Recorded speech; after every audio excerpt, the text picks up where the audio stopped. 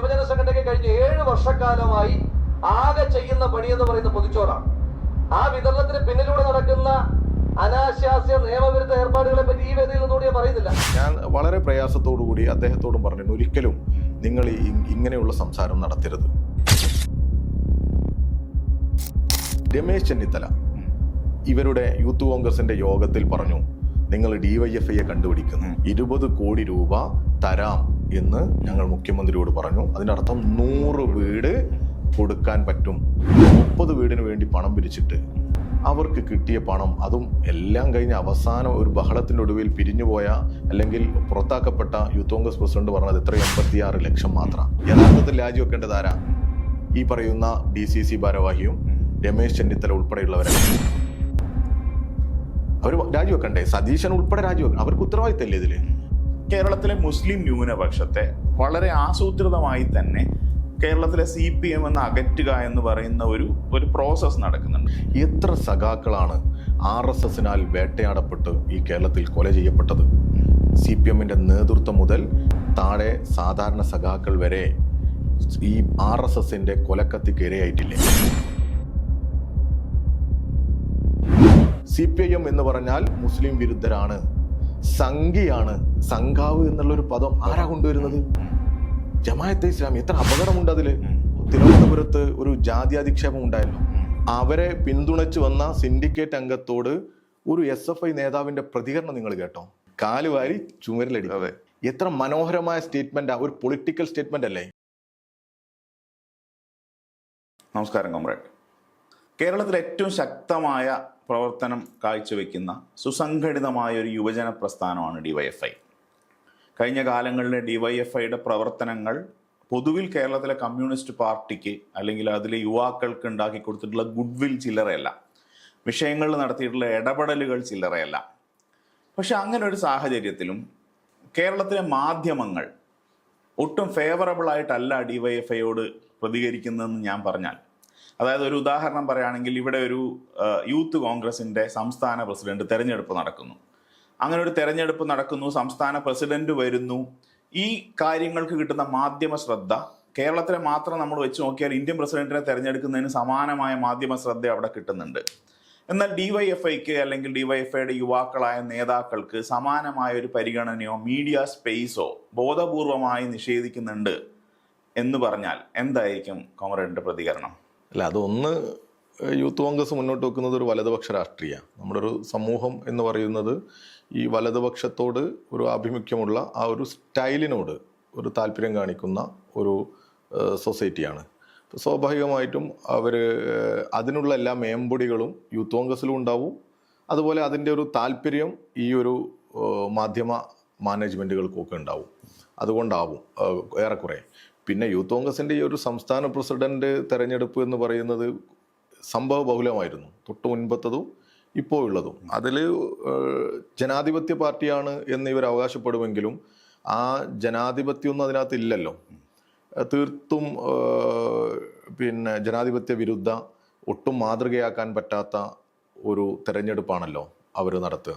എന്തിന് കഴിഞ്ഞ യൂത്ത് കോൺഗ്രസിൻ്റെ സംസ്ഥാന തെരഞ്ഞെടുപ്പിൽ വലിയ രീതിയിൽ പ്രചരണം ഉണ്ടായിരുന്നു. ഇതാ ആദ്യമായി ഒരു ഓൺലൈൻ വോട്ടിംഗ് സംവിധാനം കൊണ്ടുവരുന്നു. നിങ്ങൾക്കൊക്കെ ഓർമ്മയുണ്ടാവും. വലിയ രീതിയിൽ ചർച്ച ചെയ്തു. ഞങ്ങളും തീർച്ചയായിട്ടും ഒരു യുവജന സംഘടന എന്നുള്ള നിലയ്ക്ക് അതിനെ ഒന്ന് ക്ലോസ് ആയിട്ട് ഒബ്സർവ് ചെയ്യും. ആ സമയത്ത് ഉണ്ടായ ആക്ഷേപങ്ങൾ നമ്മൾ കണ്ടു. സിനിമാ നടൻ അജിത്തിന്റെ ID കാർഡ് ഇവർ ഉപയോഗിച്ചത് സാധാരണ അവരുടെ യൂത്ത് കോൺഗ്രസിന്റെ ID അല്ല, ഇന്ത്യൻ വോട്ടർ ID ആണ്.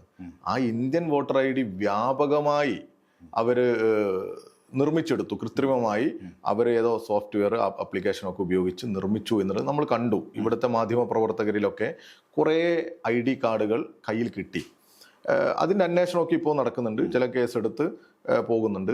യൂത്ത് കോൺഗ്രസ്സുകാർ തന്നെയാണ് ഇതിൽ പരാതിപ്പെട്ടത്. അപ്പോൾ സ്വാഭാവികമായിട്ടും അതിൻ്റെ ഒരു പ്രചരണം, ഒരു നെഗറ്റീവ് പബ്ലിസിറ്റി പോസിറ്റീവായി അവർ മാറ്റുകയാണല്ലോ. അവർക്ക് അവരെ സംബന്ധിച്ചിടത്തോളം നെഗറ്റീവ് ആയാലും പോസിറ്റീവ് ആയാലും പബ്ലിസിറ്റി ആണ് അവരുടെ താല്പര്യം. അങ്ങനെ വന്നു. അന്ന് അങ്ങനെയാണ് അവർ തിരഞ്ഞെടുക്കപ്പെടുന്നത്. അവരുടെ സംസ്ഥാന അധ്യക്ഷനെ തിരഞ്ഞെടുത്ത സമയത്ത് വ്യാപകമായ ആക്ഷേപങ്ങൾ യൂത്ത് കോൺഗ്രസിനകത്തു നിന്ന് വന്നു. പല മണ്ഡലം പ്രസിഡന്റുമാരും എന്തല്ല ആരും അറിയാത്തവരുണ്ടായി. കാരണം ഇപ്പോൾ നിങ്ങൾക്ക് വേണമെങ്കിൽ ഒരു ഫേക്ക് ID-യിൽ അപേക്ഷ കൊടുത്ത് കുറേ പേരെ ഉണ്ടാക്കി കൃത്രിമമായിട്ട് ഈ ആപ്പിൽ കയറി വോട്ട് ചെയ്യാം. അതായിരുന്നു സംഭവം. അത് വന്നു. അതിനുശേഷം ഇപ്പോൾ നടന്ന തെരഞ്ഞെടുപ്പും ഒരു വല്ലാത്ത സമയത്താണ്. കാരണം നിലവിലുണ്ടായിരുന്ന യൂത്ത് കോൺഗ്രസ് അധ്യക്ഷൻ ചില പ്രശ്നങ്ങൾ കാരണം, ഇപ്പം ഞാൻ പറയണ്ടല്ലോ, അറിയാമല്ലോ, അദ്ദേഹത്തെ ഇവർ മാറ്റി. അദ്ദേഹത്തെ യൂത്ത് കോൺഗ്രസും കോൺഗ്രസും ഒക്കെ സസ്പെൻഡ് ചെയ്തു, ഒഴിവാക്കി നിർത്തി. ആ സമയത്ത് പ്രതീക്ഷിച്ചിരുന്നൊരു പേരുണ്ട്.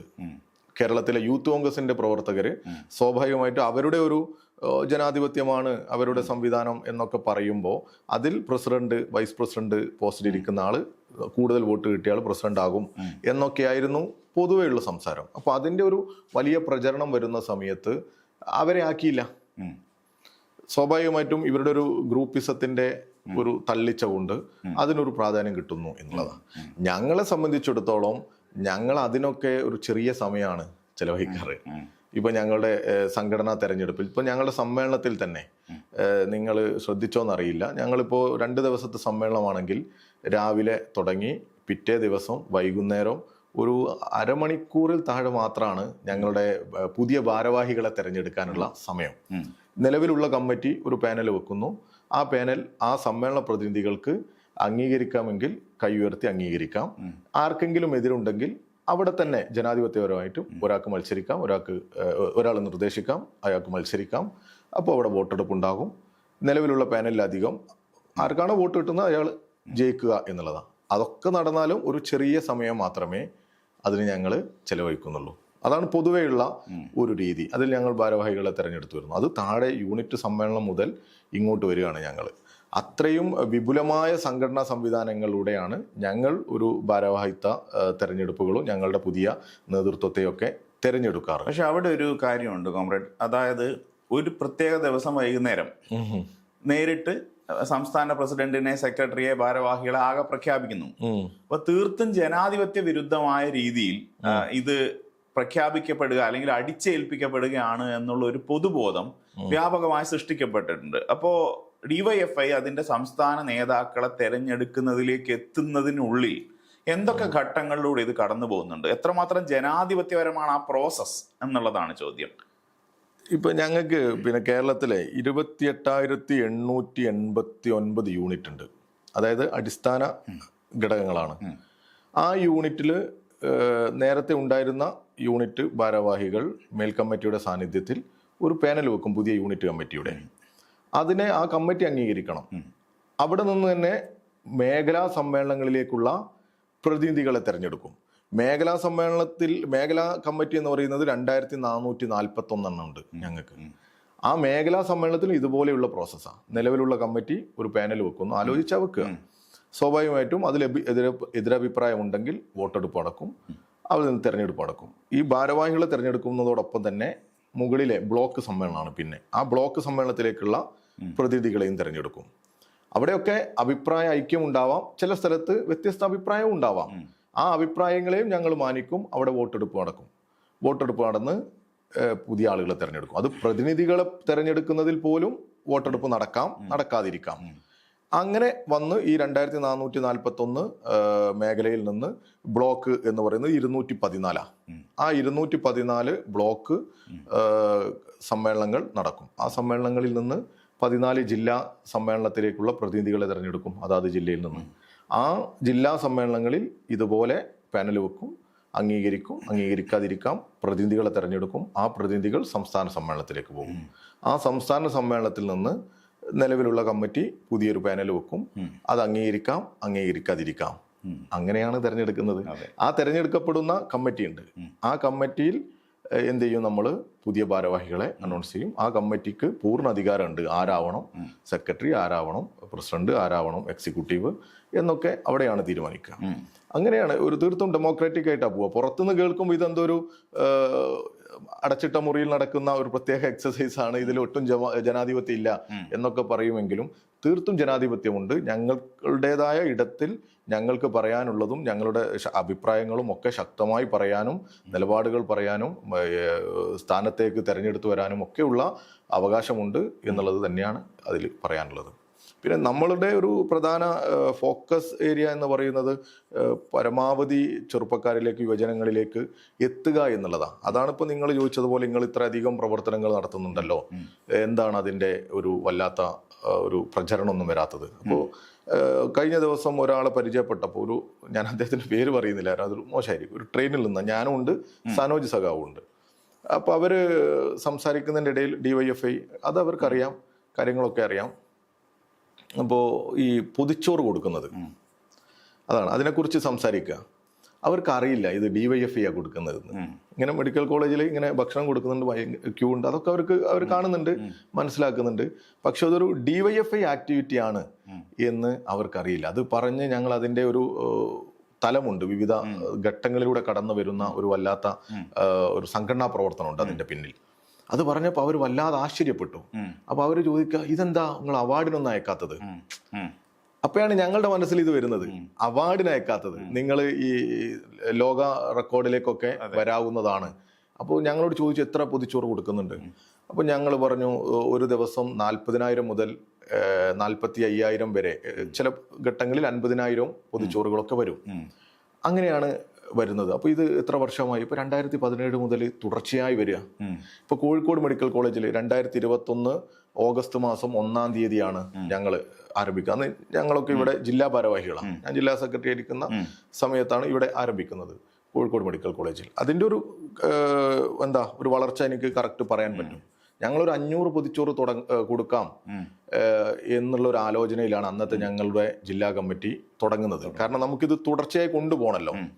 അപ്പോൾ കൊണ്ടുപോകണം. അതുകൊണ്ട് നമ്മൾ ഓരോ മേഖലയിൽ നിന്ന് പൊതിച്ചോറ് കളക്ട് ചെയ്ത് ആദ്യഘട്ടത്തിൽ 500 എന്നുള്ളൊരു നമ്പർ നിശ്ചയിക്കാം. എന്നിട്ട് ടോക്കൺ കൊടുക്കാം രാവിലെ പോയിട്ട് ആളുകൾക്ക്. അപ്പോൾ കാണണം, രാവിലെ പുലർച്ചെ പോയിട്ട് ആശുപത്രിയിലുള്ള ആളുകൾക്ക് ടോക്കൺ കൊടുത്തു വന്ന് ആ 500 പൊതിച്ചോറ് ഇവിടെ കൊടുക്കാം എന്നുള്ളതായിരുന്നു ഞങ്ങളുടെ ഒരു പ്ലാനിങ്. അതിനുവേണ്ടിയുള്ള എല്ലാ വർക്കും നീക്കി.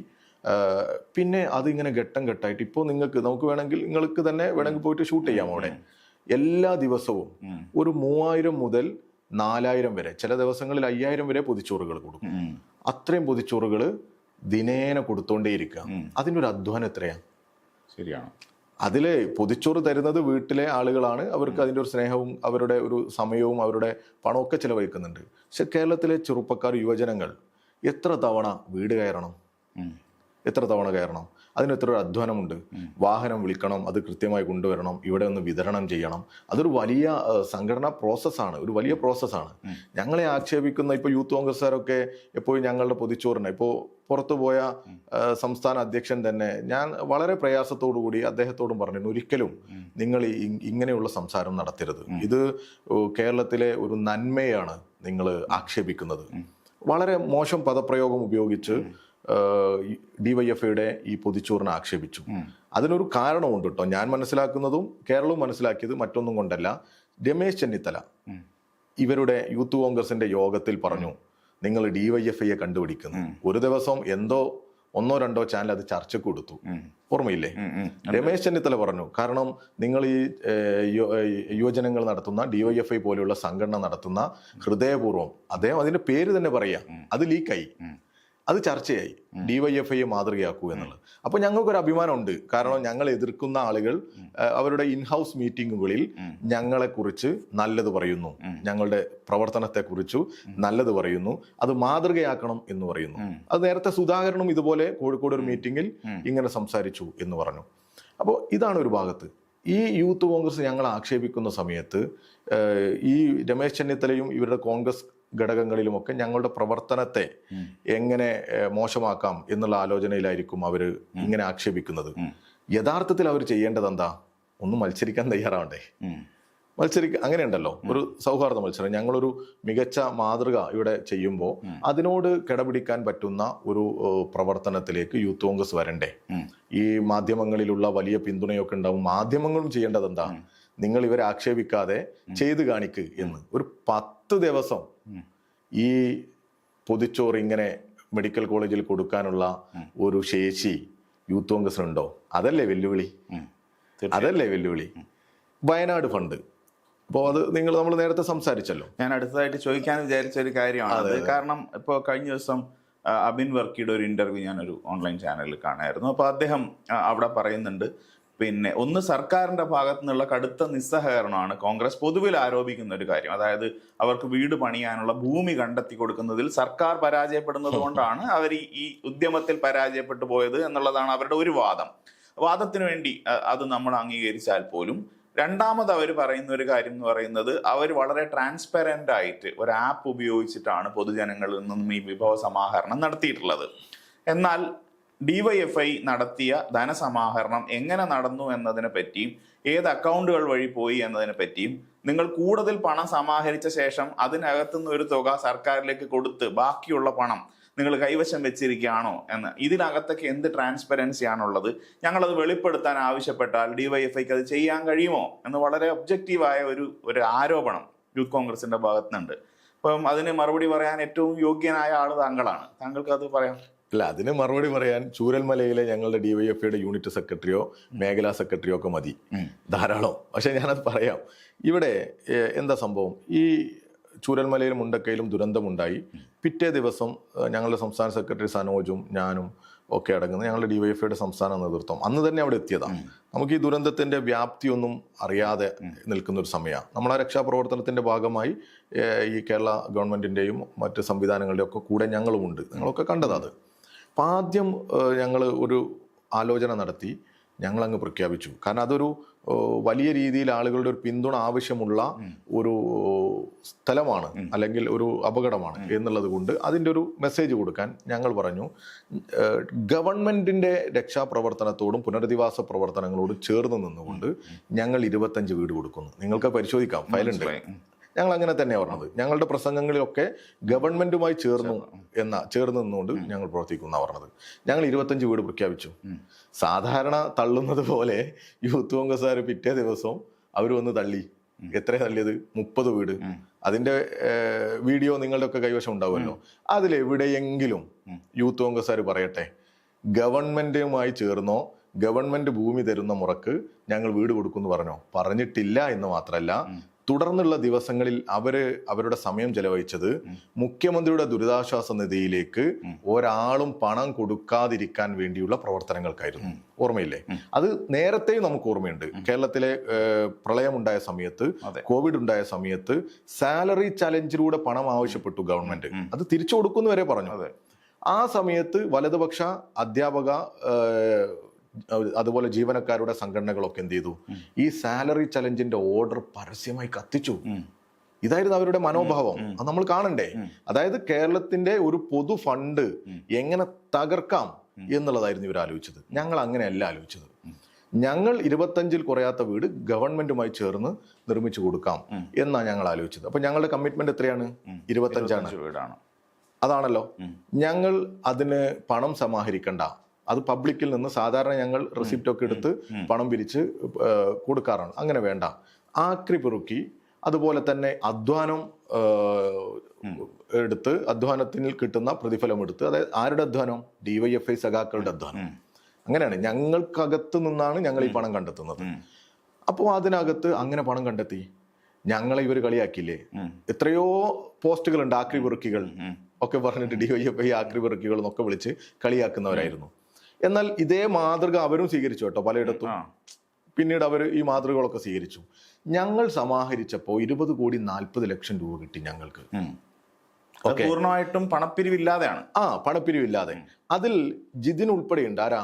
ചൂരൽമലയിലെ ഡിവൈഎഫ്ഐയുടെ മേഖലാ സെക്രട്ടറി ആയിരുന്ന ഈ ദുരന്തത്തിന്റെ നേർസാക്ഷിയായ സഖാവുണ്ട്. അദ്ദേഹത്തിന്റെ കല്യാണത്തിന് മാറ്റിവെച്ച 1,00,000 രൂപ ഞങ്ങളെ വിളിച്ച് റഹീം സഖാവും ഞാനും ഒക്കെ ഇരിക്കുന്ന സമയത്ത് സഖാവ് എ റഹീമിന്റെ കയ്യിലേക്ക് ഒരു ചെക്ക് കൊടുക്കുക. ആ ചെക്ക് എത്രയായിരുന്നു ഞങ്ങൾക്ക് അറിയില്ലായിരുന്നു. അദ്ദേഹത്തിന്റെ കല്യാണത്തിന് മാറ്റിവെച്ച തുകയാ. ചൂരൽമലയിലെ ഡിവൈഎഫ്ഐ ഭാരവാഹി.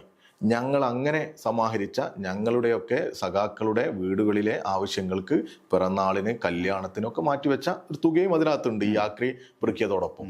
അങ്ങനെയാണ് ഞങ്ങൾ 20,40,00,000 സമാഹരിച്ചത്.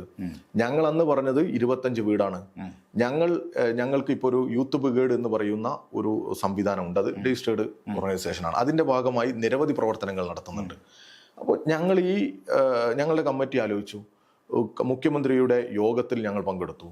അപ്പോൾ മുഖ്യമന്ത്രിയുടെ യോഗത്തിൽ പ്രതിപക്ഷ പാർട്ടികളൊക്കെ ഉണ്ട്.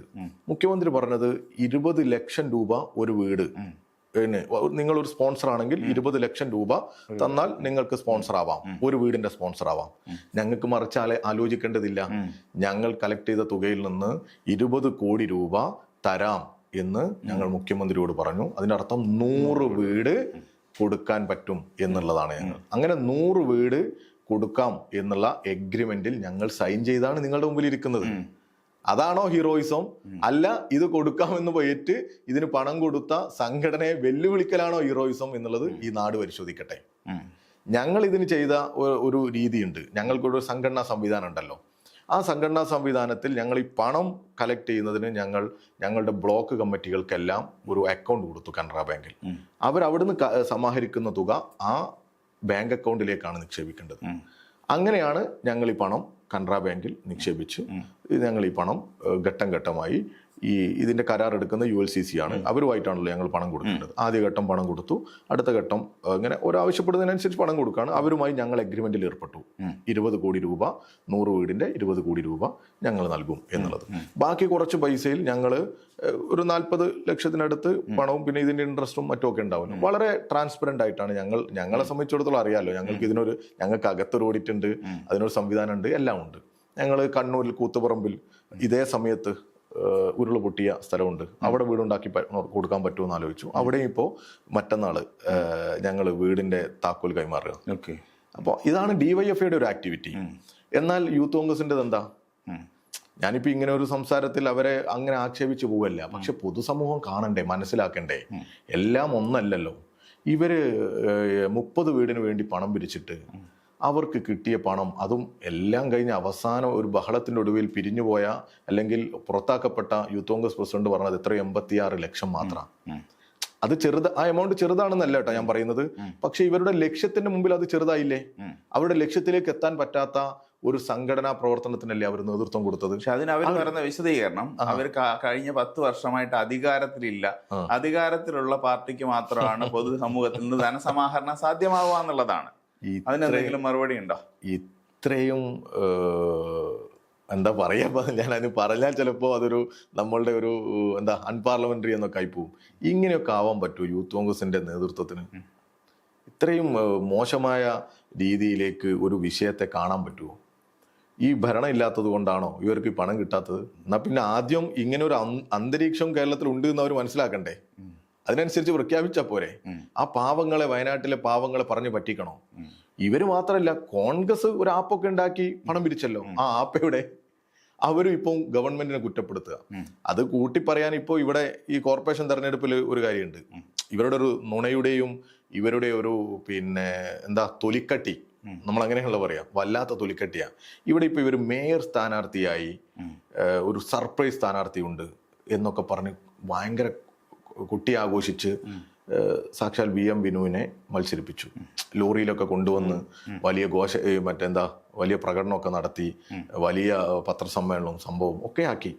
നോമിനേഷൻ കൊടുക്കാൻ പോകുന്ന സമയത്ത് വോട്ടർ പട്ടികയിൽ പേരില്ല. അത് സംഗീത കണ്ടോ എന്നറിയില്ല, ശ്രദ്ധിച്ചോ അറിയില്ല. അല്ല, അത് അറിഞ്ഞു കാണും. പക്ഷെ അതിൽ പിന്നീട് നടന്ന പത്രസമ്മേളനം, ആ പത്രസമ്മേളനത്തിൽ കോൺഗ്രസിന്റെ നേതൃത്വം പറയാണ് 2020 ഇദ്ദേഹം വോട്ട് ചെയ്തിട്ടുണ്ട്, പഞ്ചായത്ത് തെരഞ്ഞെടുപ്പിൽ, ഈ കോർപ്പറേഷൻ തെരഞ്ഞെടുപ്പിൽ വോട്ട് ചെയ്തിട്ടുണ്ട്. മലാപ്പറമ്പിലെ ഒരു കൗൺസിലർ ഉണ്ട്, അദ്ദേഹം അതിനെ വന്ന് ഉറപ്പിച്ചു പറഞ്ഞു, ഞാനാണ് കൈപിടിച്ചുകൊണ്ടുപോയി വോട്ട് ചെയ്തതെന്ന്. എങ്ങനെയുണ്ട്? അത്രയും ആധികാരികമായി നുണ പറഞ്ഞ് ഈ പൊതുസമൂഹത്തിൽ ഒരു വല്ലാത്ത അന്തരീക്ഷം സൃഷ്ടിക്കുക. VD സതീശൻ ഉൾപ്പെടെ പറയുക ഇതിൽ ഗൂഢാലോചന ഉണ്ട് എന്ന്. ഏത് CPM എന്തോ വോട്ട് വെട്ടിയതാണ് എന്ന തരത്തിലുള്ള SIR-ഉമായിട്ടൊക്കെയാണ് ഇതിനെ താരതമ്യപ്പെടുത്തുന്നത്. പഞ്ചായത്ത് തെരഞ്ഞെടുപ്പിന്റെ വോട്ടർ പട്ടികയും ലോക്സഭാ തെരഞ്ഞെടുപ്പിന്റെ വോട്ടർ പട്ടികയും ആരാണ് ഉണ്ടാക്കുന്നത് എന്ന് പോലുള്ള ബേസിക് നോളജ് പോലും ഉണ്ടായിട്ടോ അല്ലെങ്കിൽ ജനങ്ങളെ തെറ്റിദ്ധരിപ്പിക്കാനോ എന്നറിയില്ല. ഇവരുടെ ഒരു നുണയുടെ ഒരു വ്യാപ്തിയാണ് ഞാൻ പറഞ്ഞു വരുന്നത്. അപ്പൊ എന്തും പറയൂ ഇവര്. അതിന്റെ കുറ്റവും ഞങ്ങളെ, അതായത് CPM എന്തോ ഇവരുടെ വോട്ട് തട്ടി തന്നു. പക്ഷെ ഹൈക്കോടതി വളരെ കൃത്യമായി പറഞ്ഞു, നിങ്ങളുടെ പാളിച്ച മറച്ചു വെക്കാൻ മറ്റുള്ളവരെ കുറ്റപ്പെടുത്തി ഇങ്ങോട്ട് വരരുത് എന്നാ പറഞ്ഞത്. അല്ലേ? നാണം കെട്ടല്ലോ, രൂക്ഷമായ വിമർശനമാണ്. നാണം കെട്ടു. 2020 ഇദ്ദേഹം വോട്ട് ചെയ്തിട്ടില്ല. ഇപ്പൊ ഇന്നലത്തെ വാർത്ത പത്രങ്ങളിൽ വന്നു, ആ കൗൺസിലർ ഇല്ലേ, ഈ പറയുന്ന ഞാൻ കൊണ്ടുപോയി വോട്ട് ചെയ്യിച്ചു എന്ന് പറഞ്ഞ കൗൺസിലർ രാജിവെച്ചു പോലും. യഥാർത്ഥത്തിൽ രാജിവെക്കേണ്ടത് ആരാ? ഈ പറയുന്ന DCC ഭാരവാഹിയും രമേശ് ചെന്നിത്തല ഉൾപ്പെടെയുള്ളവരല്ലേ? അവർ രാജിവെക്കണ്ടേ? സതീശൻ ഉൾപ്പെടെ രാജിവെക്കണം. അവർക്ക് ഉത്തരവാദിത്തമല്ലേ ഇതില്? ഒരു ഒരു ഒരു സിനിമാ രംഗത്തെ ഒരു സെലിബ്രിറ്റിയെ കൊണ്ടുവന്ന് ഇങ്ങനെ ഇറക്കി നിർത്തിയിട്ട് ഇങ്ങനെ കബളിപ്പിച്ചതല്ലേ അവര്? അദ്ദേഹത്തിന് ചിലപ്പോൾ ഇതിലൊക്കെ ഉള്ള ഒരു ധാരണക്കുറവൊക്കെ ഉണ്ടാവും. ഇവർക്ക് അങ്ങനെ വരാൻ പാടില്ലല്ലോ. എന്നിട്ടും ഇവര് ഇങ്ങനെ എന്താ രണ്ട് കാലിൽ ഇങ്ങനെ എണീറ്റ് നിൽക്കല്ലേ, ഒരു മടിയുമില്ലാത്ത ഒരു നാണവും ഇല്ലാതെ വീണ്ടും നുണകളുമായിട്ട് വരിക. ഇതേ സ്ഥിതി എല്ലാത്തിലും ഇവരെടുക്കുക.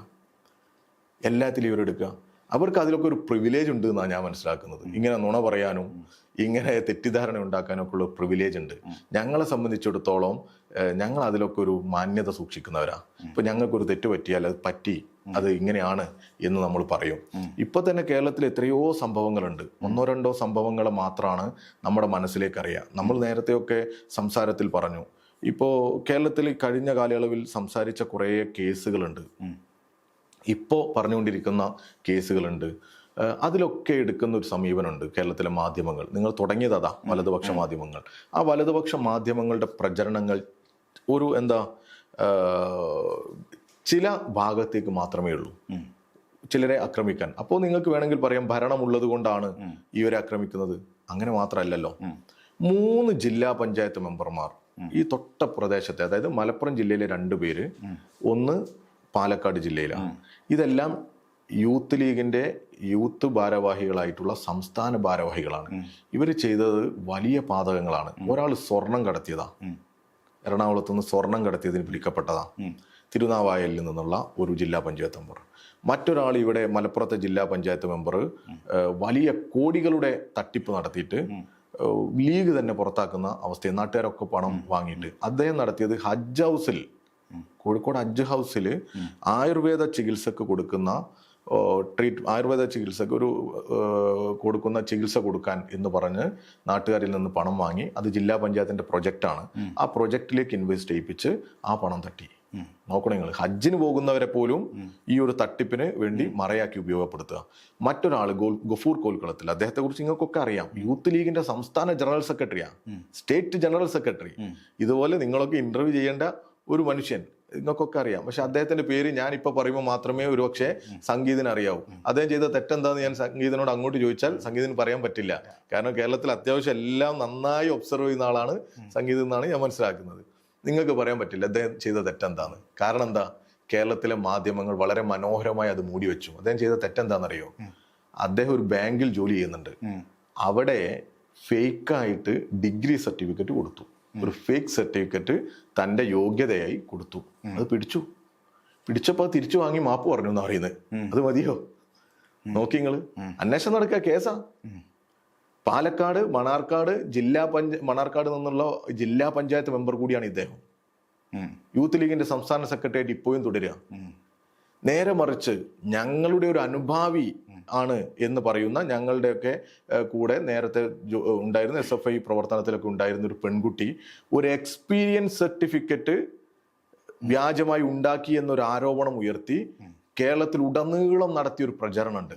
ഞാനിപ്പോൾ ആ പേര് ചോദിച്ചാൽ ഞാൻ ഇത് പറയുന്നതിന് മുമ്പേ പേര് പറയാൻ നിങ്ങൾക്ക് സാധിക്കും. തീർച്ചയായും. എന്താണിത്? ഇതിൻ്റെ ഒരു വല്ലാത്ത ടെക്നിക്ക് എന്താണെന്നുള്ളതാണ് മനസ്സിലാവാത്തത്. എന്തിനാണ് എങ്ങനെ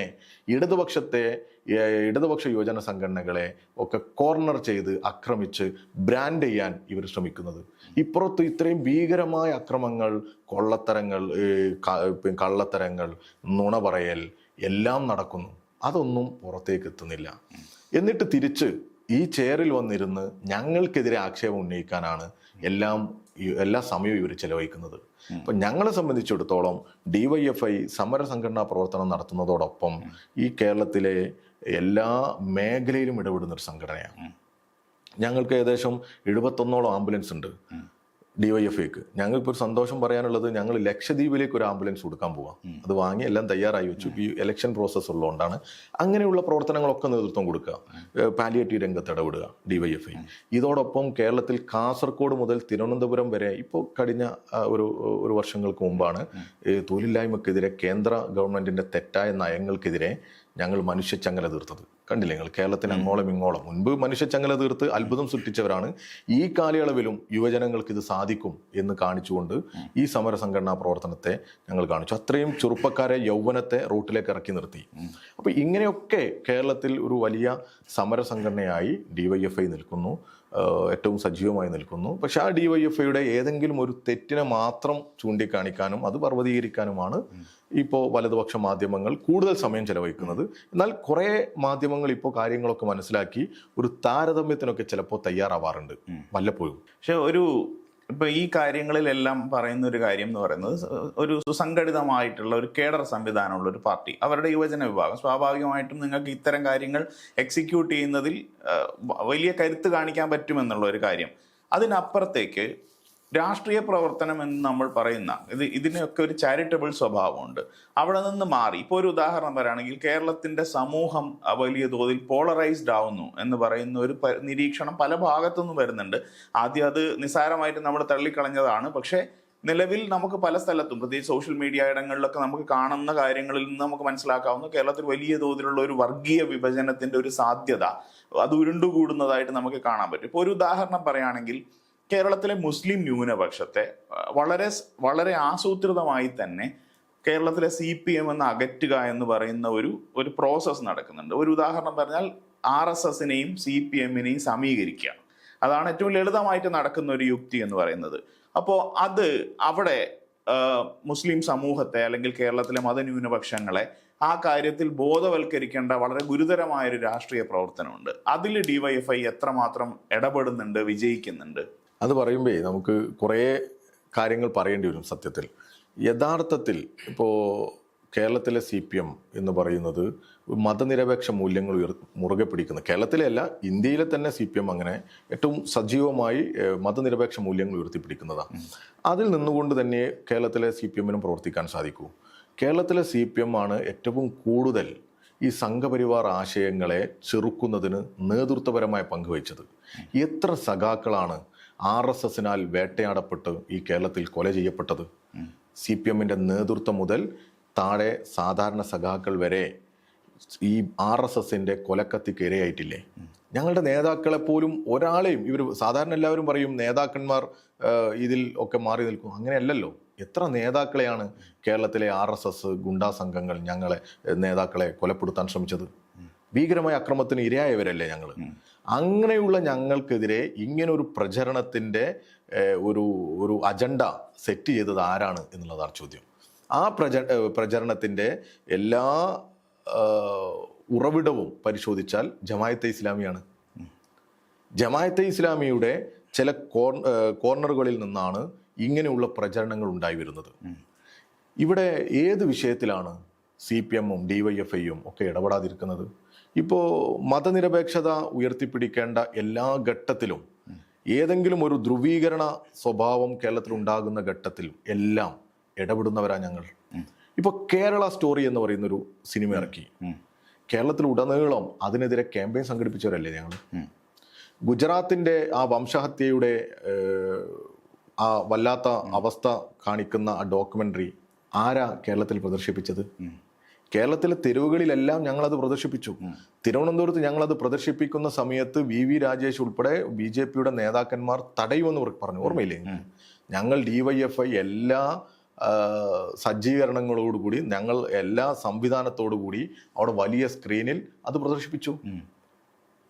RSSനെതിരെയുള്ള ഒരു ക്യാമ്പയിനും ഞങ്ങൾ എന്ത് ചെയ്യാറില്ല, മാറ്റിവെക്കാറില്ല.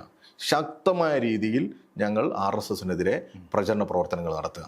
അതുകൊണ്ട് തന്നെയാണ് കേരളത്തിൽ കോൺഗ്രസിൽ നിന്ന് കൂട്ടത്തോടെ ആളുകൾ BJPയിലേക്ക് പോകാൻ മടി കാണിക്കാത്ത സമയത്തും CPMന്റെ ഒരു സാധാരണ പ്രവർത്തകന് പോലും ഇങ്ങനെ ഒരു വർഗീയ പാർട്ടിയിലേക്ക് പോകാനുള്ള എന്ത് പ്രതിസന്ധി ഉണ്ടെങ്കിലും പോകാൻ ഒരു മടി ഉണ്ടാകും. എളുപ്പത്തിൽ BJP ആകാൻ അവന് സാധിക്കില്ല, സംഘപരിവാർ ആവാൻ അവന് സാധിക്കില്ല. അതെന്തുകൊണ്ടാ? ഇങ്ങനെ ഒരു രാഷ്ട്രീയ വിദ്യാഭ്യാസം ഈ പൊതുസമൂഹത്തിൽ കൊടുക്കുന്നുണ്ടാണ്. ഇപ്പോൾ പലസ്തീൻ വിഷയം മുൻപൊക്കെ നമുക്കറിയാലോ. ഈ യാസർ അറഫാത്തിനെ നമ്മളൊക്കെ കാണുന്നത് CPMന്റെയും മറ്റുമൊക്കെ കേരളത്തിലെ ബോർഡുകളിലും മറ്റുമൊക്കെ. കേരളത്തിലൊക്കെ ഈ യാസർ അറഫാത്തിന്റെ ചിത്രം നമ്മുടെ മനസ്സിലിങ്ങനെ വരികയാണ്. ആ യാസർ അറഫാത്തിനെ അന്ന് കേരളത്തിന്റെ ഒരു പൊതുസമൂഹം അംഗീകരിക്കുന്ന ഒരു ചിത്രമായിരുന്നു. ഇന്ത്യയിലൊക്കെ അങ്ങനെയാണ്. നമ്മളൊക്കെ ആരുടെ കൂടെയാണ്? പലസ്തീൻ്റെ കൂടെയാണ്. പലസ്തീൻ അവർ വല്ലാതെ സ്ട്രഗിൾ ചെയ്യുന്ന എന്നുള്ള രീതിയിൽ തന്നെയാണ് നമ്മളൊക്കെ കണ്ടിരുന്നത്. ഇപ്പോൾ BJP അധികാരത്തിൽ വന്നതിന് ശേഷം ഇപ്പോൾ കഴിഞ്ഞ ഒക്ടോബർ 7-ാം തീയതി മുതൽ ഇങ്ങോട്ട് നടന്ന ഒരു 60,000-ത്തിലധികം മനുഷ്യരെ കൊന്ന ക്രൂരമായി ഈ കൊലപാതകങ്ങൾക്ക് നേതൃത്വം കൊടുക്കുന്ന ഒരു സാഹചര്യത്തിൽ ഇന്ത്യയിൽ ഒരു പൊതുബോധം ഉണ്ടാക്കാൻ ആര് ശ്രമിച്ചു? BJP ശ്രമിച്ചു. ഇതൊരു മതപ്രശ്നമാണ് ഇല്ലേ? അതെ. ആ സമയത്ത് ആദ്യം ഒരു പ്രതികരണം ഉയർന്നത് എവിടുന്ന? ഡൽഹിയിൽ CPM-ന്റെ നേതൃത്വത്തിൽ യെച്ചൂരി അന്ന് മരിച്ചിട്ടില്ല. Yechury, Pinarayi Vijayan, MA baby, Govinda master ഇരുന്നിട്ട് ഡൽഹിയിൽ ഒരു ധർണ നടത്തുക. അതിന്റെ തുടർന്ന് ഇങ്ങോട്ട് ഇപ്പൊ കഴിഞ്ഞ ദിവസം കൊല്ലത്ത് അത് സമാപിച്ചതിന്റെ ഒരു വാർത്തകളാണെന്നു. അതിൽ പലസ്തീൻ അംബാസിഡർ നേരിട്ട് വന്നു. ഇവിടെ കോഴിക്കോട് വന്നു, തിരുവനന്തപുരത്ത് വന്നു. ഇവര് ഞങ്ങളോട് ഐക്യദാർഢ്യപ്പെട്ടുകൊണ്ട് തന്നെ നമ്മൾ നടത്തുന്ന പ്രവർത്തനത്തെ പറയും. ഞങ്ങൾ ഈ തിരക്കുള്ള സംഘടനാ പ്രവർത്തനത്തിനിടയിലും ഈ പ്രവർത്തനങ്ങൾ നടത്തിക്കൊണ്ടേ പോവുക. ഇത് പലസ്തീൻ അനുകൂല നിലപാട് ഉയർത്തിപ്പിടിക്കണം എന്ന് പറഞ്ഞ് ഈ നാടിനെ രാഷ്ട്രീയവൽക്കരിക്കാൻ ഞങ്ങൾ നിൽക്കുക. ഇതൊരു മതപ്രശ്നമല്ല, രാഷ്ട്രീയ പ്രശ്നമാണ്. ഇതൊരു വേട്ടയാടലാണ്. ഇതൊരു സാമ്രാജ്യത്വ അജണ്ടയാണ്. ഇവിടെ രാജ്യത്ത് BJP ഒരു പൊതുബോധം സൃഷ്ടിക്കാൻ ശ്രമിക്കുമ്പോൾ ആ പൊതുബോധത്തിനെതിരെ ഈ മനുഷ്യരെ ചിന്തിപ്പിക്കുന്നതിനാവശ്യമായ രാഷ്ട്രീയ ഇടപെടൽ നടത്തുന്ന ഒരു സംഘടനയാണ് കേരളത്തിലെ CPIM. എന്നാൽ കോൺഗ്രസ് എവിടെയാണ് നിങ്ങൾ നോക്കൂ ഒരു തുടർച്ചയായി ഇങ്ങനെയുള്ള വിഷയങ്ങൾ ഉയർത്തിപ്പിടിക്കുന്നത്? കൃത്യമായി സംഘപരിവാരത്തെ എണ്ണം പറഞ്ഞ് വിമർശിക്കുന്നത് എവിടെയും പറയുന്നില്ല. അതുകൊണ്ട് തന്നെയാണ് ഒരു രാത്രി ഇരുട്ടി വെളുത്തു കഴിഞ്ഞാൽ കോൺഗ്രസ്സുകാരന് BJP ആവാൻ ഒരു മടിയുമില്ലാതാവുന്നത്, കൂട്ടത്തോടെ BJP-യിലേക്ക് കോൺഗ്രസ് പോകുന്നത് അതുകൊണ്ടാണ്. എന്നാൽ ഇതൊക്കെ അറിയാം ജമാഅത്തെ ഇസ്ലാമിക്ക്. ഇപ്പോൾ ദേശാഭിമാനി ഞങ്ങളുടെ ഏറ്റവും പ്രധാനപ്പെട്ട ഒരു ജിഹ്വയാണല്ലോ, ഒരു ഇതാണല്ലോ, ഞങ്ങളുടെ ഒരു ഓർഗണാണല്ലോ. ആ ദേശാഭിമാനി സ്ഥിരമായി വായിക്കുന്ന ഒരു ആൾക്ക് കൃത്യമായിട്ട് അറിയാം എന്താണ് CPM-ന്റെ നിലപാട് എന്നുള്ളത്. നിങ്ങൾ ചിന്തയോ മറ്റോ അതൊന്നും പോണ്ട. ദേശാഭിമാനി പബ്ലിക്കിൻ്റെ ഇടയിൽ ഇറക്കുന്നില്ലേ?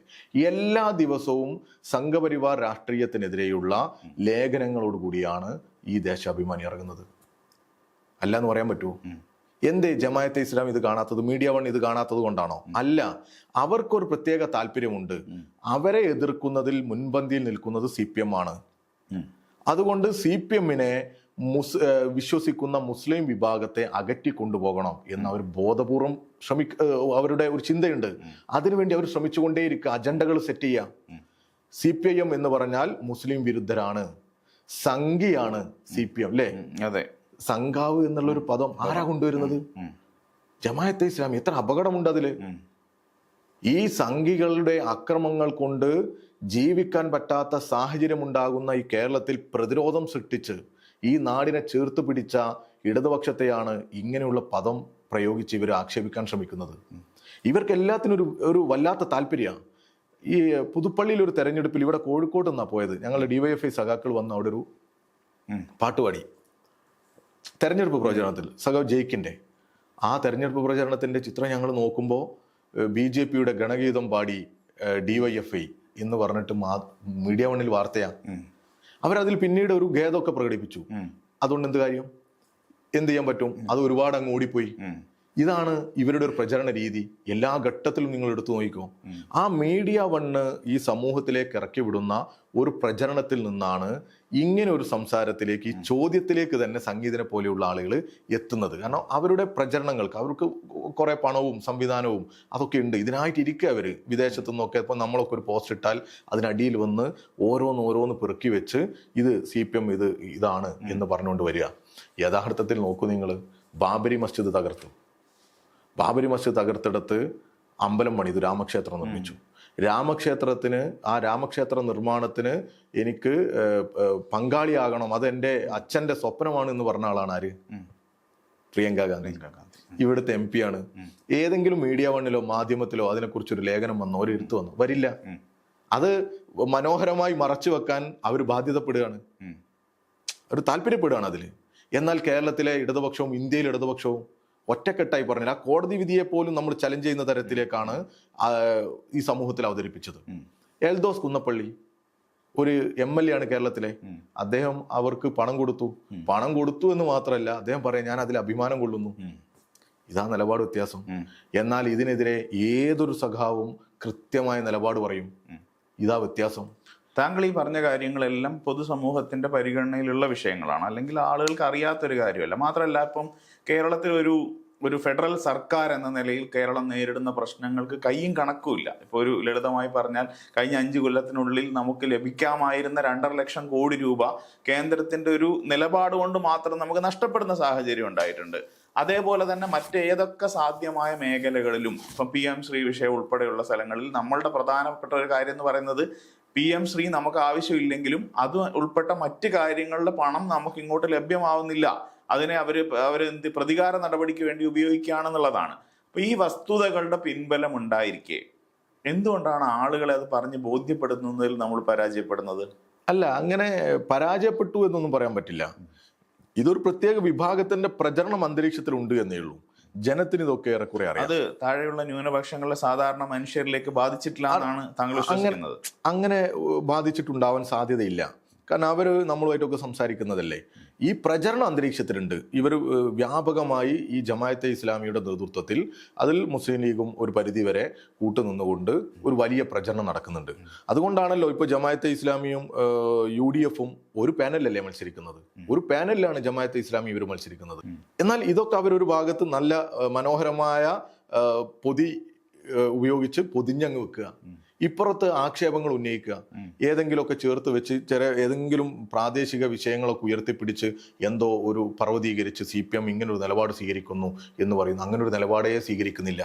ഇപ്പോൾ ഞാനൊക്കെ വളർന്നു വന്നൊരു സാഹചര്യം എന്ന് പറഞ്ഞാൽ പൂർണ്ണമായും ഈ ഒരു മുസ്ലിം ചുറ്റുപാടുള്ള അന്തരീക്ഷത്തിലാണ് നമ്മളൊക്കെ വളർന്നു വരുന്നത്. എനിക്കൊക്കെ അത്രയും ഉറപ്പുണ്ട്. നമ്മളൊരു ജീവിതാനുഭവത്തിലൂടെ വരുന്നല്ലേ, അത്രയും ഉറപ്പ് എനിക്കുണ്ട്. മതനിരപേക്ഷ മൂല്യങ്ങളിൽ ഇടതുപക്ഷം CPIM പ്രത്യേകിച്ച് ഒരു അടി പോലും പുറകോട്ട് പോകില്ല. ആ മതനിരപേക്ഷ മൂല്യത്തിൽ ഉറച്ചു നിന്നുകൊണ്ടേ CPM നിലപാടെടുക്കൂ എന്നുള്ള നല്ല ബോധ്യം എനിക്ക് വ്യക്തിപരമായിട്ടുണ്ട്. അത് ഈ സമൂഹത്തിനും ഉണ്ടാകും എന്ന് തന്നെയാണ് ഞാൻ വിശ്വസിക്കുന്നത്. നമ്മളുടെയൊക്കെ അനുഭവത്തിലുണ്ട് അത്. ഒരു നിലക്കും സംഘപരിവാർ വർഗീയതയോട്, അതുപോലെ തന്നെ ന്യൂനപക്ഷ വിഭാഗത്തിൽ വരുന്ന വർഗീയതയായാലും ഇരു വർഗീയതയായാലും ആ വർഗീയതയോട് സന്ധി ചെയ്യില്ല എന്നുള്ള നല്ല ബോധ്യം നമുക്കുണ്ട്. ഇപ്പം നമ്മുടെ ഒരു ഇൻ ഹൗസ് മീറ്റിംഗ്, നമ്മുടെ സാധാരണ മീറ്റിങ്ങുകളായാലും കമ്മിറ്റികളായാലും എല്ലാം അതെല്ലാം ഫോക്കസ് ചെയ്യുന്നത് ഇപ്പോൾ ഞാൻ DYFIയുടെ യൂണിറ്റ് സെക്രട്ടറി ആയതാണ്, SFIയുടെ യൂണിറ്റ് സെക്രട്ടറി ആയതാണ്, പിന്നെ DYFIയുടെ മേഖലാ സെക്രട്ടറി ആയതാണ്, SFIയുടെ ലോക്കൽ സെക്രട്ടറി ആയതാണ്, ഏരിയ സെക്രട്ടറി ആയതാണ്, DYFIയുടെ ഏരിയ സെക്രട്ടറി ആയതാണ്. ഇപ്പോൾ നമ്മൾ താഴെ ഈ കൊടിയത്തൂർ എന്ന് പറയുന്ന പ്രദേശം, എൻ്റെ പ്രദേശം, അവിടെ തീർത്തും നാട്ടിൻപുറത്തൊക്കെ പ്രവർത്തിച്ച് അന്ന് നമ്മുടെ നേതാക്കന്മാർ വന്ന് സംസാരിക്കുന്നത് ഉൾപ്പെടെ കേട്ട് ഇപ്പോൾ നമ്മുടെ അങ്ങനെ ഒരു അവസരം ഉണ്ടായി. കാരണം പ്രധാനപ്പെട്ട നമ്മുടെ അഖിലേന്ത്യാ ജനറൽ സെക്രട്ടറി ഉൾപ്പെടെ യെച്ചൂരി സഖാവിൻ്റെയും അതിനുശേഷം MA ബേബി സഖാവിൻ്റെയും പിണറായി സഖാവിൻ്റെയും ഗോവിന്ദ മാസ്റ്ററുടെയും ഒക്കെ സംസാരങ്ങൾ കേൾക്കാനും അവരുമായിട്ടൊക്കെ ചില സന്ദർഭങ്ങളിലൊക്കെ സംസാരിക്കാനൊക്കെ കിട്ടുന്ന അവസരം ഉണ്ടല്ലോ. അവിടെയെല്ലാം നമ്മുടെ ഒരു പ്രധാന സമയം ചെലവഴിക്കുന്നത് എന്തിനു വേണ്ടിയാണ്? ഈ മതനിരപേക്ഷ മൂല്യങ്ങൾ മുറുകെ പിടിക്കാൻ വേണ്ടിയിട്ടാണ്. ഈ സമൂഹത്തെ ഭിന്നിപ്പിക്കുന്ന രാഷ്ട്രീയത്തെ ഇല്ലാതെയാക്കണം എന്നുള്ള നിലപാട് തന്നെയാണ് ഓരോ ഘട്ടത്തിലും മുറുകെ പിടിക്കുന്നത്. അത് എൻ്റെ അതായത് ചെറിയ പ്രായം മുതലുള്ള എൻ്റെ മാത്രം ബുദ്ധിയല്ല, ഇതുപോലെയുള്ള പതിനായിരങ്ങളുടെ ബോധ്യമാണ്. ആ ബോധ്യത്തെയൊന്നും ഒരു ജമാഅത്തെ ഇസ്ലാമിക്കും എളുപ്പത്തിൽ തകർക്കാൻ പറ്റില്ല.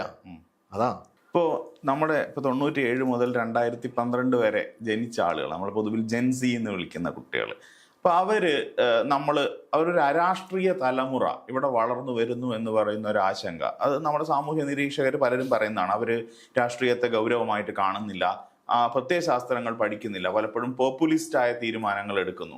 ഒരു പ്രത്യയശാസ്ത്രത്തിൻ്റെയും നീതിബോധത്തിൻ്റെയും അടിസ്ഥാനം ഇല്ലാതെ ഇത്തരം പ്രചരണങ്ങൾക്ക് വശംവദരായിട്ട് അവർ പല തീരുമാനങ്ങളും എടുക്കുന്നു, വോട്ടിംഗ് ഡിസിഷൻ എടുക്കുന്നു, രാഷ്ട്രീയ തീരുമാനങ്ങൾ എടുക്കുന്നു. അപ്പൊ ഇവരിലേക്ക് കടന്നു കയറാൻ ഇവർക്ക് ആവശ്യമായ അടിസ്ഥാന രാഷ്ട്രീയ വിദ്യാഭ്യാസം നൽകാനുള്ള എന്തെങ്കിലും ഒരു പദ്ധതി ഒരു യുവജന സംഘടന എന്ന നിലയിൽ DYFIയുടെ കയ്യിലുണ്ടോ? അത് ഇവരെ അങ്ങ് വിട്ടിരിക്കുകയാണോ നമ്മൾ? നിങ്ങളാ പറഞ്ഞതിൽ പൂർണ്ണമായിട്ട് എനിക്ക് യോജിപ്പില്ലേ. കാരണം അങ്ങനെയൊന്നല്ല, ഈ തലമുറയിലും നന്നായി കാര്യങ്ങൾ മനസ്സിലാക്കുന്ന ആളുകളുണ്ട്. അപ്പൊ നമ്മളെ തലമുറയായാലും നമുക്ക് മുൻപുള്ള തലമുറയായാലും കുറെ പേര് എന്തുണ്ടാവും, ഇതൊക്കെ ശ്രദ്ധിക്കും, കുറെ പേര് ഇതൊന്നും ശ്രദ്ധിക്കില്ല. ആ 100% പേരും ഒരുപോലെ ചിന്തിക്കില്ലല്ലോ. വ്യത്യസ്ത തലത്തിൽ ചിന്തിക്കുന്ന ആളുകളുണ്ടാവും. ജൻസിയിലും ആ തരത്തിലുള്ള ആളുകളുണ്ട്. അത്തരത്തിലുള്ള ഇപ്പൊ ആളുകൾ ഞാൻ കഴിഞ്ഞ ദിവസങ്ങളിലൊക്കെ നടന്ന ഈ ക്യാമ്പസ് തെരഞ്ഞെടുപ്പിൽ അവിചാരിതമായി 1-2 സ്ഥലത്ത് ഒരു കൗതുകത്തിന് പഴയ ഒരു SFI കാരൻ എന്നുള്ള നിലക്ക് ചില പ്രസംഗങ്ങളൊക്കെ കേട്ടിട്ടുണ്ട്. എത്ര മനോഹരമായിട്ടാണ് പുതിയ കാലത്തെ SFI സഖാക്കളൊക്കെ സംസാരിക്കുന്നത്. എന്തൊരു രാഷ്ട്രീയമാണ് അവർ പറയുന്നത്. ലോകരാഷ്ട്രീയത്തെ കുറിച്ചുള്ള തെളിമയാർന്ന നിലപാടുകൾ അവതരിപ്പിക്കുന്നത്, ക്യാമ്പസുകളിൽ അവതരിപ്പിക്കുന്നതും അവർ തെരുവിൽ പ്രസംഗിക്കുന്നതും. ഇപ്പോൾ കേരളത്തിലെ കലാലയങ്ങളിൽ SFI വലിയൊരു വിജയമുണ്ടായല്ലോ, വലിയ വിജയമുണ്ടായി. ഈ റെഗുലർ കോളേജുകളിൽ പ്രത്യേകിച്ച് പണം കൊടുക്കാതെ, ഫീസ് കൊടുക്കാതെ മെറിറ്റ് അടിസ്ഥാനത്തിൽ കലാലയത്തിലേക്ക് കടന്നു വരുന്ന കുട്ടികളുടെ ഒരു വലിയ പിന്തുണ SFIക്കാണ്. ആ SFI ക്യാമ്പസുകളിൽ പറയുന്നത് എന്താ? വർഗീയതക്കെതിരെയാണ്, സാമ്രാജ്യത്വത്തിനെതിരെയാണ്, ശക്തമായ നിലപാടുകൾ പറയാണ്. അത് ഇപ്പോൾ പലസ്തീൻ വിഷയത്തിൽ ക്യാമ്പസുകളിൽ ഇപ്പോൾ നോമിനേഷൻ കൊടുക്കാൻ പോകുമ്പോൾ പലസ്തീനിലെ മനുഷ്യരുടെ നമ്മുടെ കഫിയ ധരിച്ച് കുട്ടികൾ പോവുകയാണ്. അത് രാഷ്ട്രീയല്ലേ? തീർച്ചയായിട്ടും അവർക്ക് തോന്നുകയല്ലേ. അതും ഒരു പ്രത്യേക സ്ഥലത്തൊന്നുമല്ല. ഇവിടെ കാസർഗോഡ് മുതൽ തിരുവനന്തപുരം വരെയുള്ള ക്യാമ്പസുകളിൽ അതൊരു ട്രെൻഡായി വരിക. ഈ പൊരുതുന്ന പലസ്തീനോട് ഐക്യദാർഢ്യപ്പെട്ടുകൊണ്ട് ക്യാമ്പസ് തെരഞ്ഞെടുപ്പിൽ നോമിനേഷൻ കൊടുക്കാൻ SFI തയ്യാറാവുക. ഒന്നും വേണ്ട. ഇപ്പോ തിരുവനന്തപുരത്ത് ഒരു ജാത്യാധിക്ഷേപം ഉണ്ടായല്ലോ. ഒരു PhD വിദ്യാർത്ഥിയെ ആക്ഷേപിക്കുന്നത് ആരാ? ഈ കാലഘട്ടത്തിലെ സ്ത്രീയല്ല, ജൻസിയല്ല, ഒരുപാട് മുമ്പുള്ള നല്ല അറിവുണ്ട് എന്ന് സ്വയം ധരിക്കുന്ന മറ്റ് വിദ്യാഭ്യാസ യോഗ്യതയൊക്കെയുള്ള ഒരു ഡീനാണ്. അവരെ പിന്തുണച്ചു വന്ന സിൻഡിക്കേറ്റ് അംഗത്തോട് ഒരു SFI നേതാവിന്റെ പ്രതികരണം നിങ്ങൾ കേട്ടോ? കാലുവാരി ചുമരിലടിക്കാതെ അല്ലേ? എത്ര മനോഹരമായ സ്റ്റേറ്റ്മെന്റ്, ഒരു പൊളിറ്റിക്കൽ സ്റ്റേറ്റ്മെന്റ് അല്ലേ? അത് നടത്താൻ സാധിക്കുക, നടത്താൻ സാധിക്കുന്നത് എന്തുകൊണ്ടാണ്? ആ വിദ്യാർത്ഥി സഖാവ്, വിദ്യാർത്ഥി നേതാവ് ആർജിച്ചെടുത്ത ഈ രാഷ്ട്രീയ ബോധ്യങ്ങളിൽ നിന്നാണ് സ്പോണ്ടേനിയസ് ആയിട്ട് അങ്ങനെ ഒരു പ്രതികരണം. ഈ ജാതി പറയുന്നത് തെറ്റാണ് എന്നുള്ള ഒരു രീതിയിലേക്കും അതിൽ ഏറ്റവും എക്സ്ട്രീമായി പ്രതികരിക്കണം എന്ന് തോന്നുന്നിടത്തേക്ക് അവരെ എത്തിക്കുകയും ചെയ്യുന്നത് ഒരു രാഷ്ട്രീയമാണ്. ആ രാഷ്ട്രീയമാണ് ഇടതുപക്ഷ രാഷ്ട്രീയം. സംഗതിയാണെങ്കിലും അതിനകത്ത് ഉൾപ്പെട്ടിട്ടുള്ള വയലൻസിനെ പോലും ആളുകൾ ശരിയായ നിലപാടാണ് എന്നുള്ളതിൽ അർത്ഥത്തിലാണ് എടുത്തത്.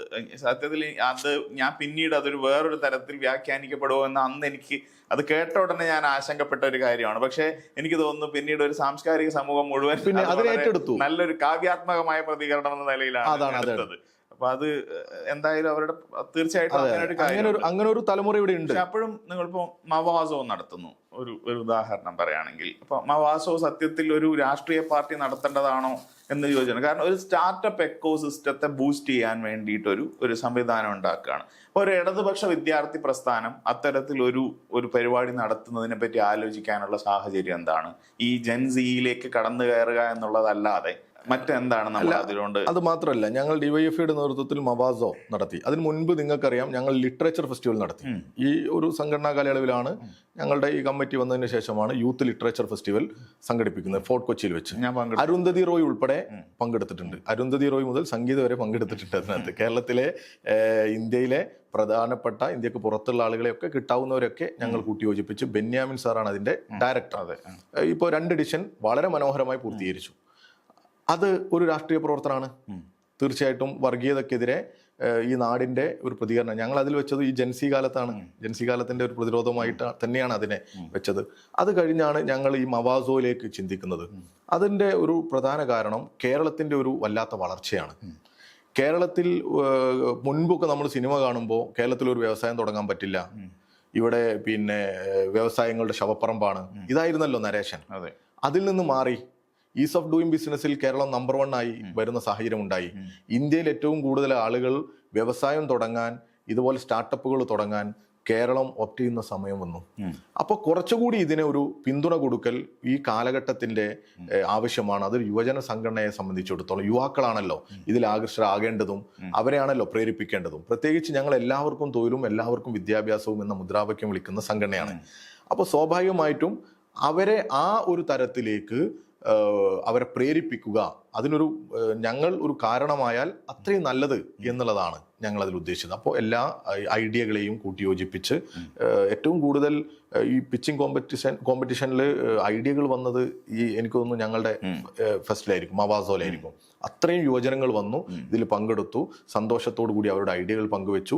ഇനി അതിൻ്റെ ഒരു സെക്കൻഡ് എഡിഷൻ പോലെ അതിൽ നിന്ന് സെലക്ട് ചെയ്തത് വെച്ച് ഞങ്ങൾ ഒന്നുകൂടി അവരെ ഒരു ഇൻവെസ്റ്റേഴ്സുമായിട്ടോ അതുപോലെ തന്നെ മന്ത്രി തലത്തിലും മന്ത്രിമാരും ഒക്കെ ആയിട്ടുള്ള ഒരു ഡിസ്കഷനിലേക്കൊക്കെ അതിൻ്റെ ഒരു സെക്കൻഡ് ഫേസ് കൊണ്ടുപോകാൻ ആലോചിക്കുന്നുണ്ട് ഞങ്ങൾ. അപ്പോൾ അത് ആ ഒരു അർത്ഥത്തിലാണ് കേരളം ഒരു വല്ലാത്ത മുന്നേറ്റം ഉണ്ടാകുമ്പോൾ ആ മുന്നേറ്റത്തിൽ ചേർന്ന് നിൽക്കുക എന്നുള്ളതാണ്. ഇനിയിപ്പോൾ ഞങ്ങളിത് നെക്സ്റ്റ് ജെൻ കേരള നടത്താൻ പോവാണ്. 2030 കേരളം എങ്ങനെ ആവണം എന്ന് അഭിപ്രായം പറയാനും അതിനെ കുറിച്ചും ഇപ്പം കേരളത്തിലെ നിലവിലെ വികസന പ്രവർത്തനങ്ങളെ കുറിച്ചും ഒക്കെ ചർച്ച ചെയ്യാനും ഒക്കെയുള്ള വേദികൾ ഒരുക്കുകയാണ് കേരളത്തിൽ. അതിപ്പോൾ നമ്മൾ ആലോചിച്ചത് ഈ കേരളത്തിലെ ആരോഗ്യം, വിദ്യാഭ്യാസം, അങ്ങനെ 10 തലമാക്കി ഇതിനെ തിരിച്ച് പശ്ചാത്തല സൗകര്യം, ടൂറിസം, ആ മേഖലയിൽ ആദ്യം അഭിപ്രായങ്ങൾ സ്വരൂപിക്കുക എന്നുള്ളതാണ്. അതിൽ ഡിബേറ്റുകൾ നമുക്ക് ഒക്കെ പറയാം. പുതിയ ഒരു കാഴ്ചപ്പാട്, ഒരു വിഷൻ 2030 എന്നുള്ള നിലയ്ക്ക് നമ്മൾ വരുന്ന ഒരു പരിപാടിയാണ്. അതിൻ്റെ ഒരു ഫൈനൽ പ്രോഗ്രാം ഒരു 2026 ജനുവരി ഫെബ്രുവരി തുടക്കത്തിലായിട്ട് നമ്മൾ തിരുവനന്തപുരത്ത് വെച്ചാണ് ആലോചിക്കുന്നത്. അതിൽ വരുന്ന നിർദ്ദേശങ്ങളും അഭിപ്രായങ്ങളും ഒക്കെ ക്രോഡീകരിച്ച് കേരളത്തിലെ ഭരണാധികാരികൾക്ക് സമർപ്പിക്കുന്ന ഒരു പ്ലാനാണ് നമ്മൾ ഇപ്പോൾ ഉണ്ടാക്കുന്നത്. ഇപ്പോൾ തദ്ദേശ സ്ഥാപനങ്ങളിലേക്കുള്ള തെരഞ്ഞെടുപ്പ് നടക്കുകയാണ്. താങ്കൾ അതിൻ്റെ തിരക്കിലാണെന്ന് എനിക്കറിയാം. അവസാനമായിട്ട് ഒരു ചോദ്യവും കൂടെ ചോദിക്കുകയാണ്. ഇപ്പോൾ തങ്ങളുടെ സ്ഥാനാർത്ഥി ലിസ്റ്റ് ഏതാണ്ട് 30 കൊല്ലം പഴക്കമുള്ള കാലഹരണപ്പെട്ട ഒരു ലിസ്റ്റായി പോയി എന്ന് സ്വന്തം സംഘടനയെ പറ്റി അഭിപ്രായം പറഞ്ഞത് യൂത്ത് കോൺഗ്രസിന്റെ സംസ്ഥാന പ്രസിഡന്റ് നേരിട്ടാണ്. അതായത് യുവാക്കൾക്ക് ആവശ്യമായ പ്രാതിനിധ്യം കിട്ടിയില്ല, കേസിൽ പെടാനും പിന്നെ സംഘടനാ പ്രവർത്തനത്തിനായി സമരത്തിന് ഇറങ്ങാനും മാത്രമുള്ള ആളുകളായി ഞങ്ങൾ പോകുന്നു, ഞങ്ങൾക്ക് മതിയായ പ്രാതിനിധ്യം ലഭിക്കുന്നില്ല എന്നൊരു ആക്ഷേപം അവർ ഉന്നയിക്കുന്നു. സമാനമായ എന്തെങ്കിലും ഒരു ആക്ഷേപം ഡിവൈഎഫ്ഐക്ക് മാതൃസംഘടനയോടുണ്ടോ? അല്ല, ഒന്ന് ഡിവൈഎഫ്ഐ ഒരു സ്വതന്ത്ര യുവജന സംഘടനയാണ്. അപ്പോൾ ഞങ്ങളെ സംബന്ധിച്ചിടത്തോളം ഇടതുപക്ഷത്തെക്കുറിച്ച് അങ്ങനെ ഒരു അഭിപ്രായമില്ല. എല്ലാ കാലത്തും കാലഘട്ടത്തിനനുസരിച്ച് ആ പ്രദേശത്തിനനുസരിച്ച് ഏറ്റവും അനുയോജ്യരായ സ്ഥാനാർത്ഥികളെ അവതരിപ്പിക്കാറുണ്ട്. അതിൽ പുതിയ തലമുറയിൽപ്പെട്ടവരെ ഈ സംഘടന രാഷ്ട്രീയ ഉത്തരവാദിത്തങ്ങൾ ഏൽപ്പിച്ചു കൊടുക്കുന്നതിലൊക്കെ, ഭരണ ഉത്തരവാദിത്തങ്ങൾ ഏൽപ്പിച്ചു കൊടുക്കുന്നതിലൊക്കെ ഒരു വല്ലാത്ത താല്പര്യം കാണിക്കുന്ന ഒരു മുന്നണിയാണ് ഇടതുപക്ഷം. 21 വയസ്സുകാരിയാണ് തിരുവനന്തപുരത്ത് മേയറാക്കിയത് ഞങ്ങളുടെ ഡിവൈഎഫ്ഐയുടെ സംസ്ഥാന സെക്രട്ടേറിയറ്റ് മെമ്പറാണ് സഖാവ് ആര്യ. അവരുടെ ഇടപെടൽ കൊണ്ട് ലോക ശ്രദ്ധ ആകർഷിച്ച വ്യക്തിത്വമായി മാറി. അത് ഏറ്റവും വർത്തായിരുന്നു. ആ തീരുമാനം ഏറ്റവും അനുയോജ്യമായ തീരുമാനമായിരുന്നു എന്ന് തെളിയിച്ചതാണ്. അങ്ങനെ ഒരുപാട് പേരുണ്ട്. ഇപ്പൊ ഞങ്ങളുടെ കമ്മിറ്റിയിൽ തന്നെ MLA-മാരായിരിക്കുന്നവരൊക്കെ ഉണ്ട്, ചെറുപ്പക്കാർ, വളരെ ചെറുപ്പക്കാരുണ്ട്. നല്ല പരിഗണന യുവജനങ്ങൾക്ക് കൊടുക്കുന്ന ഒരു രീതി തന്നെയാണ് ഇടതുപക്ഷത്തിനുള്ളത്. പിന്നെ ഈ പറഞ്ഞതിൽ, ഈ സ്റ്റേറ്റ്മെന്റിൽ ഒരു കാര്യമുണ്ട്. ഈ യൂത്ത് കോൺഗ്രസ് ഒക്കെ ജയിലിൽ പോകുന്നതും സമരം ചെയ്യുന്നതും എന്തോ ഒരു അജണ്ടന്റെ ഭാഗമായിട്ടാണ് എന്നുള്ളത് കൂടി നമ്മൾ വായിച്ചെടുക്കണം. നേരത്തെ യൂത്ത് കോൺഗ്രസിന്റെ സംസ്ഥാന പ്രസിഡന്റായി ഒരാളെ പരിഗണിച്ചപ്പോൾ മറ്റൊരാൾ അവഗണിച്ചപ്പോൾ വന്ന് ഗദ്ഗതത്തോടു കൂടി ചാനലിന് മുമ്പിൽ വന്ന് പറഞ്ഞല്ലോ, സമരം ചെയ്യാൻ പറഞ്ഞപ്പോൾ ഞാൻ സമരം ചെയ്തു, ജയിലിൽ പോകണമെന്ന് പറഞ്ഞപ്പോൾ ഞാൻ ജയിലിൽ പോയി, എന്നെ ഇപ്പോ പരിഗണിക്കുന്നില്ല, എനിക്ക് കേന്ദ്രത്തിലേക്ക് പോകണം പറഞ്ഞു എന്നോട്, ഞാൻ പോകുന്നില്ല. അത് ഞാൻ അദ്ദേഹത്തെ കുറ്റപ്പെടുത്തല്ല. പക്ഷെ അദ്ദേഹം പറയുന്ന പറഞ്ഞ ആ കാര്യത്തിൽ ഒരു കോൺഗ്രസിന്റെ, യൂത്ത് കോൺഗ്രസിന്റെ, ഒരു വലതുപക്ഷ രാഷ്ട്രീയത്തിന്റെ എല്ലാം അടങ്ങിയിട്ടുണ്ട്. ഇതാരോ പറഞ്ഞയച്ച് ബോധപൂർവം മുഖ്യമന്ത്രിക്കെതിരെയും ഈ കേരളത്തിലെ ഗവൺമെന്റിനെതിരെയും എന്തോ ഒരു അജണ്ടയുടെ ഭാഗമായി സമരം ചെയ്യുകയും ജയിലിൽ പോയതുമാണ് എന്ന് മനസ്സിലായില്ലേ? അതിനു വേണ്ടിയിട്ടാണ് ഇവർ ചെയ്യുന്നത്. എന്തൊക്കെയോ പ്രതീക്ഷിച്ച് ജയിലിൽ പോകുന്നു, എന്തൊക്കെയോ പ്രതീക്ഷിച്ച് സമരം ചെയ്യുന്നു. ഞങ്ങൾ അങ്ങനെയല്ല. ഞങ്ങൾ ഇവിടെ കാണുന്ന അനീതിക്കെതിരെ സന്ധിയില്ലാത്ത പോരാട്ടങ്ങൾക്ക് നേതൃത്വം കൊടുക്കുന്നതാണ്. ഞങ്ങളെല്ലാം ഞങ്ങളാൽ ഉള്ള ഞങ്ങളുടെ അറിവിൻ്റെയും ഞങ്ങളുടെ വായനയുടെയും ഞങ്ങളുടെ നിരീക്ഷണത്തിൻ്റെയും ഒക്കെ അടിസ്ഥാനത്തിൽ സംഘടനാ രാഷ്ട്രീയ പ്രവർത്തനങ്ങളിൽ ഇറങ്ങി വരുന്നവരാണ്. ഞങ്ങളതിൽ മറ്റൊന്നും പ്രതീക്ഷിച്ചല്ല നിൽക്കുന്നത്. ഈ നാടിൻ്റെ മുന്നേറ്റമാണ്. ഈ നാട്ടിലെ ഈ നേരത്തെ നിങ്ങൾ സൂചിപ്പിച്ച വർഗീയ ധ്രുവീകരണങ്ങളുമെല്ലാം ഇല്ലാതെ ഇരിക്കണം എന്ന് നല്ല ബോധ്യമുള്ളവരാണ് ഞങ്ങൾ. അതിനുവേണ്ടി സന്ധിയില്ലാത്ത സമര പോരാട്ടങ്ങളുടെ ഭാഗമാവുക എന്നുള്ളതാണ് ഞങ്ങളുടെ ലക്ഷ്യം. താങ്കൾ ഇത്രയും തിരക്കുകൾക്കിടയിൽ ഇത്രയും സമയം, അതും അതിരാവിലെ ഇവിടെ വരേണ്ടി വന്നു, അതിന് ഡൂൾ ന്യൂസിന്റെ ഭാഗത്ത് നിന്നുള്ള നന്ദി. Thank you.